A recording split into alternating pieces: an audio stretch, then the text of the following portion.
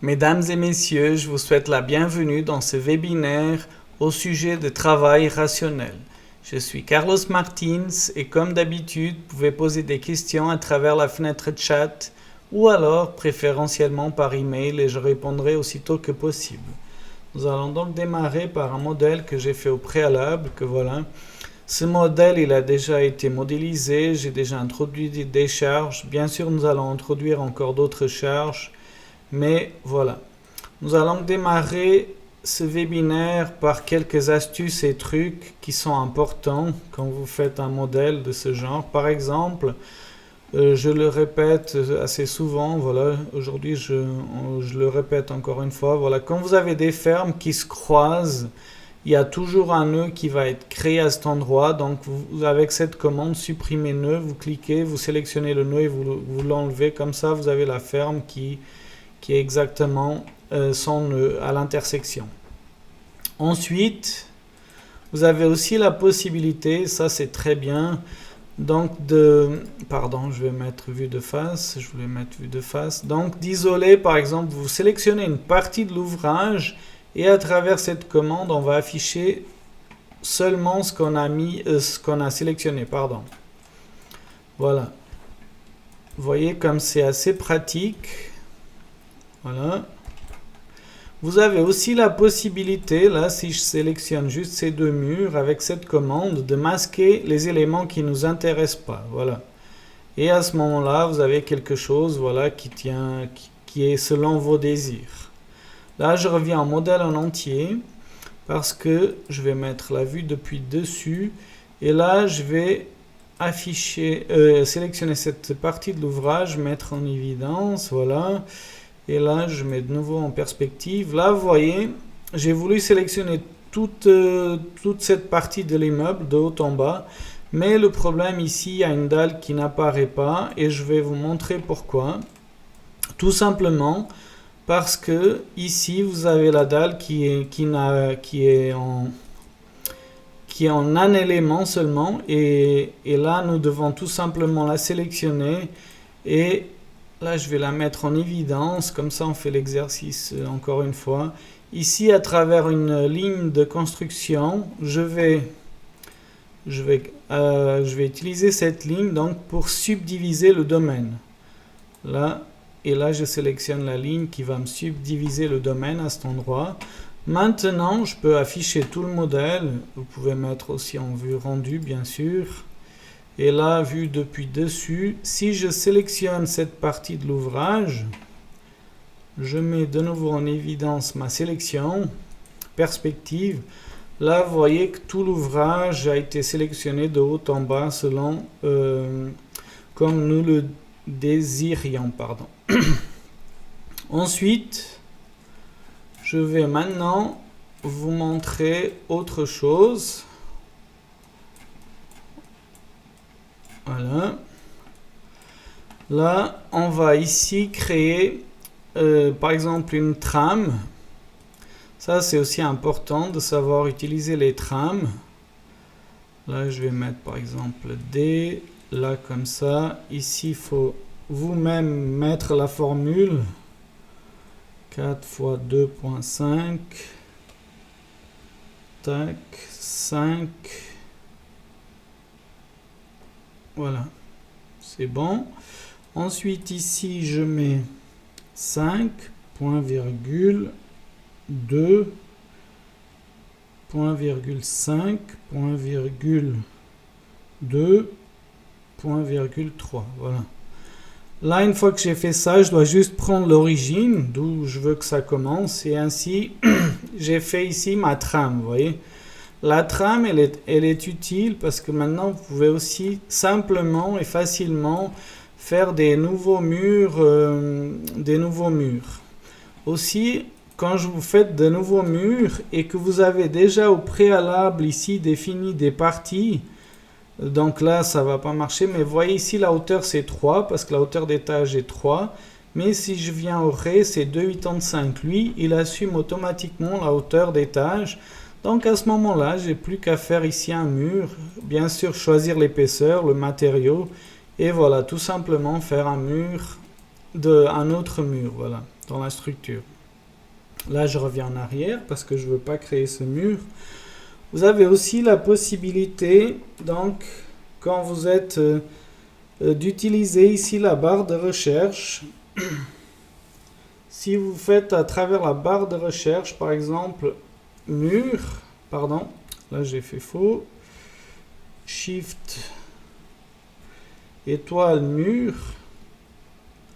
voilà, si je fais ça, il va me sélectionner seulement les murs, par exemple. Ça, c'est quelque chose qui est très bien et qui nous permet d'avoir tous les murs qui sont sélectionnés, par exemple. Là, je reviens de nouveau, par exemple, à mon ré, c'est égal. Ici, maintenant, je vais vous montrer aussi à travers l'éditeur de propriétés. C'est très pratique. Donc, si vous sélectionnez, par exemple, une partie de l'ouvrage, ici, ce mur, par exemple, voilà. Là, vous pouvez directement changer l'épaisseur. Voilà, pardon. 220, voilà. Vous pouvez directement changer l'épaisseur et ou alors trouver par exemple tous les murs qui font 200 et les changer directement après, voilà, à travers ici le filtre. Ici vous avez toutes les commandes qui sont possibles, bien sûr pour le filtre, toutes les expressions. Ça c'est vraiment quelque chose qui peut vous rendre vraiment service quand vous avez besoin. Ensuite, vous avez aussi quelque chose qui est assez sympa et qui vous permet de contrôler votre modèle assez facilement et rapidement. Vous avez ici le type de codage couleur. Vous pouvez le faire selon par exemple l'épaisseur. Et là, vous avez un contrôle assez rapide de toutes les épaisseurs que vous avez dans les domaines que vous avez créés par exemple. Bien sûr, là on peut faire selon épaisseur, selon excentricité, matériaux, etc. quoi. Donc là, vous voyez que vous avez selon les matériaux. Là, je reviens par défaut. Donc, c'était juste pour vous montrer que des fois, c'est assez rapide à contrôler un modèle, les épaisseurs, etc. Voilà. Ensuite, je vais vous parler des charges. Si on va dans les charges, là, vous voyez, j'ai déjà créé bien sûr des plans de charge ici, pour la partie surtout en construction métallique. Mais je vais vous montrer de nouveau comment on peut créer un plan de charge, pardon. Là, je reviens là, tac. Et là, j'ai créé un plan de charge. Une fois que vous avez créé un plan de charge, vous pouvez lui attribuer une charge assez facilement. Là, je vais mettre -5 par exemple. Ici, je sélectionne. Voilà, j'ai mis une charge qui vient dans ce plan de charge. Bien sûr, quand vous avez défini les plans de charge, vous avez ici la possibilité d'afficher le schéma et aussi la charge surfacique répartie. Vous voyez? Donc voilà, là j'enlève le schéma de nouveau ou je peux laisser. Pour l'instant, après on revient. Je vais aussi vous montrer comment c'est possible de créer assez rapidement, par exemple, des charges de vent. Là, je crée ça. Ensuite, je viens ici. Ici, je vais attribuer un nom. Je vais dire CV, voilà. Tout simplement. Je sélectionne tous les éléments où je veux mettre le vent. Bien sûr, il va choisir tous les éléments des plans de chargement. Ici, vous avez le bord de toiture, voilà comment c'est. Ici, le calcul de la pression intérieure, approximatif, etc. Ça, on a déjà vu dans d'autres webinaires. C'est juste pour vous montrer comment on peut faire assez vite, voilà. Et là, j'ai tous les cas de charge de vent qui ont été créés pour ma structure, voilà. Si on les parcourt tous, bien sûr, vous pouvez aussi afficher le schéma et les charges réparties dues au vent, par exemple, voilà. Aussi, je vais vous montrer comment on peut créer, comment on peut créer vue de face. Là, je vais juste mettre en évidence le sous-sol qui m'intéresse. Voilà. Perspective. Et là, je vais juste afficher cela un petit peu comme ça. Ensuite, ici, là, je vais juste, sélectionner de nouveau ces murs parce que je ne veux pas les afficher. Et pour ce que je vais vous montrer, c'est bien que je les désactive. Voilà. Si je fais maintenant vue de face, là je suis prêt. Maintenant, imaginons que je veux mettre ici une charge hydrostatique. Voilà. Là, je sélectionne ici tous les murs. Je fais valider.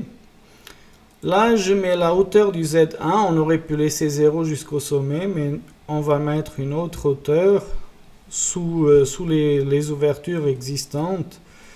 Et là, je vais mettre 16 par exemple. Là, si je mets vue en perspective, vous voyez que j'ai fait ma charge qui a fait tout le pourtour des murs, ma charge hydrostatique assez rapidement et facilement. Voilà.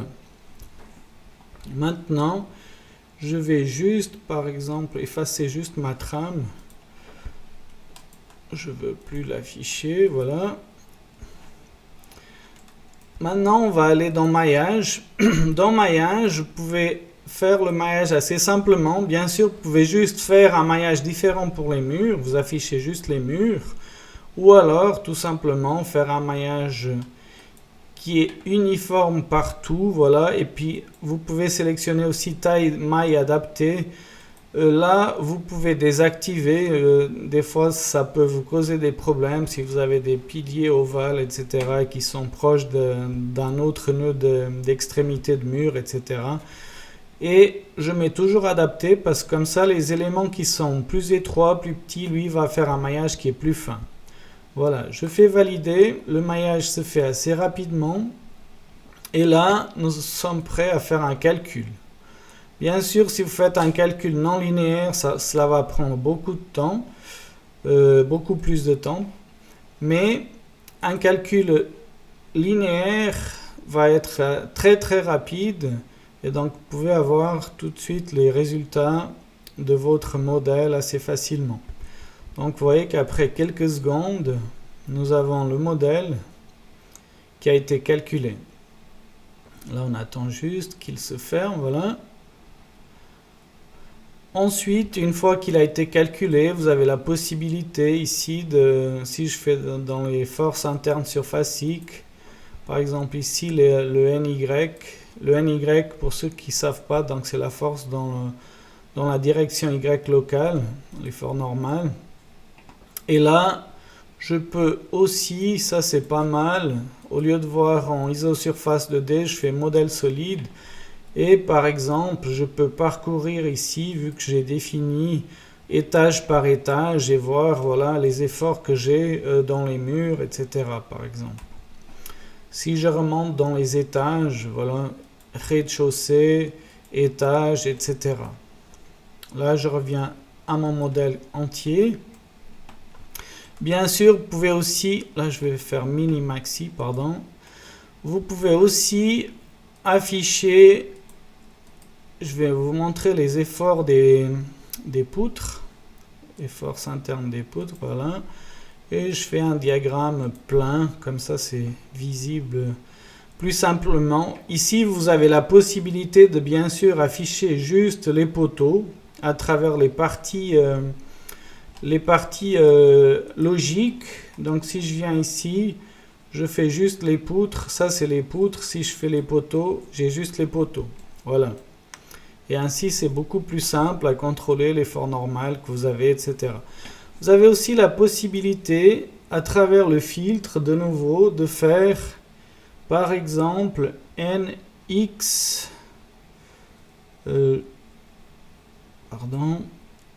NX... Ah, là j'ai fait un N de trop. Là, il va rien trouver, effectivement. Voilà. Pardon, de nouveau. NX, par exemple, je peux mettre supérieur à moins 50.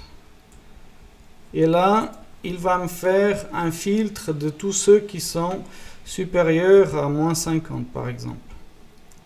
Voilà. À titre d'exemple.